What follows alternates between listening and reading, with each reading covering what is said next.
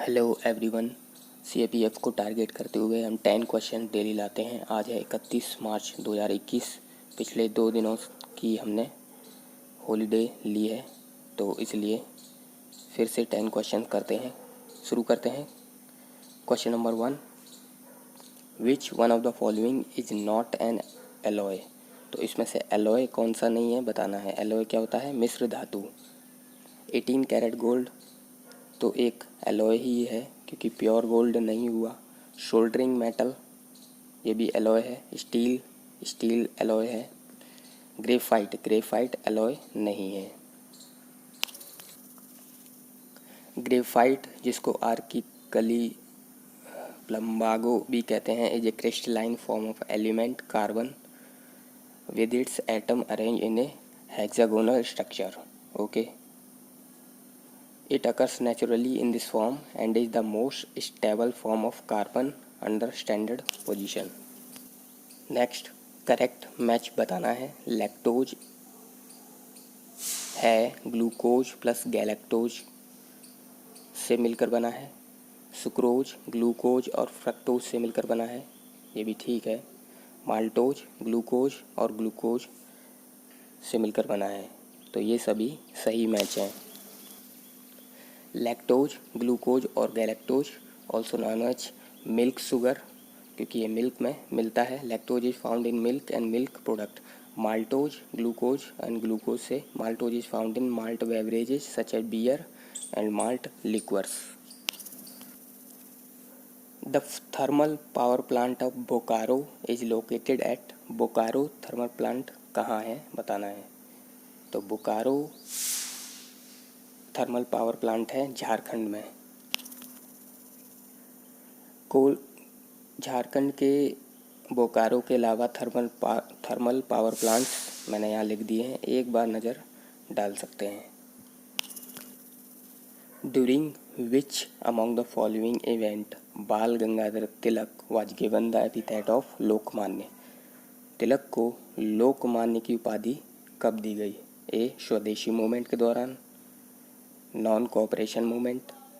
Non cooperation movement नहीं हो सकता, इससे पहले ही तिलक जी की मृत्यु हो गई थी। ये बात अलग है कि मृत्यु के बाद भी उपाधि दी जा सकती है। ओके, ये आंसर नहीं है। होम रूल मूवमेंट, हाँ यही है। सूरत स्प्लिट नहीं, तो सी आंसर हो जाएगा। होम रूल मूवमेंट जब चलाया था उसी के दौरान लोकमान्य की उपाधि इनको दी।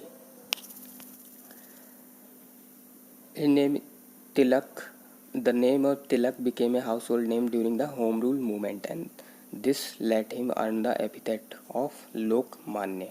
Home Rule movement has been taken from Ireland. The two Home Rule League were set up. 2 home rule league बनाई गई थी अप्रैल 1916 में बाल गंगाधर तिलक के द्वारा और सितंबर 1916 में एनी बेसेंट के द्वारा।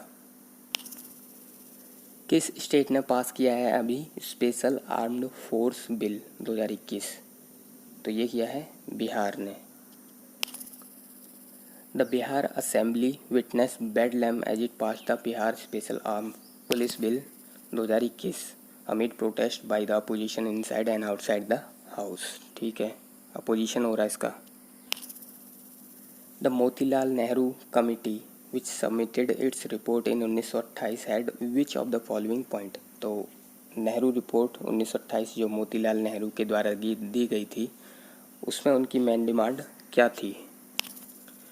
क्या इन्होंने कंप्लीट फ्रीडम की बात की? नहीं। Separate electorate? नहीं। तो डोमिनियन स्टेटस की मांग की थी।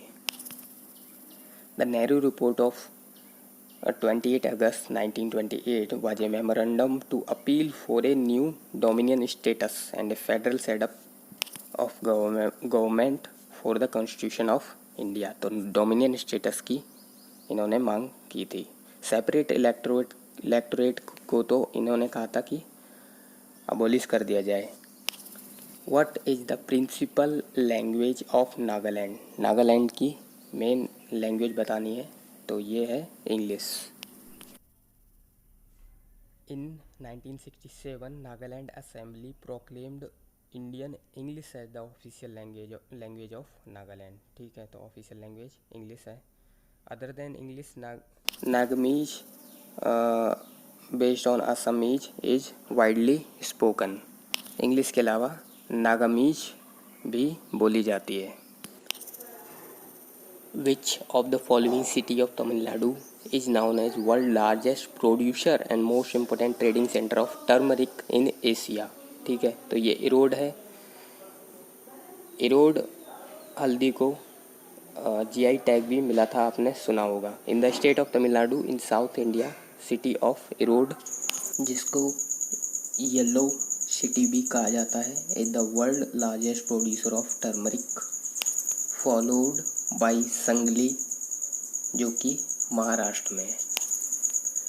ऑल ट्रीज या प्लांट्स जो भी दिए हैं इसमें से कौन सा set are abundant in the western Himalayas. Okay, तो वेस्टर्न हिमालयाज में मिलेंगे pine, spruce, silver fir, silver, birch. Option सी।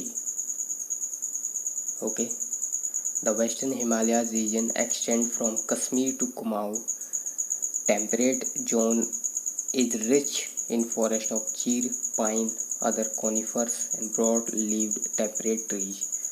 हायर अप ऊपर जाएंगे तो फॉरेस्ट मिलेंगे देवदार के, ब्लू पाइन के, स्प्रूस के एंड सिल्वर फीर के।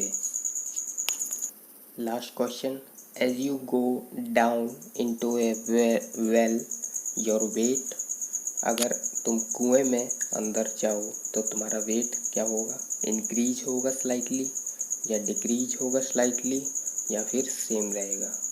तो हम अगर नीचे जाएं ज़मीन के तो हमारा वेट डिक्रीज होगा स्लाइटली।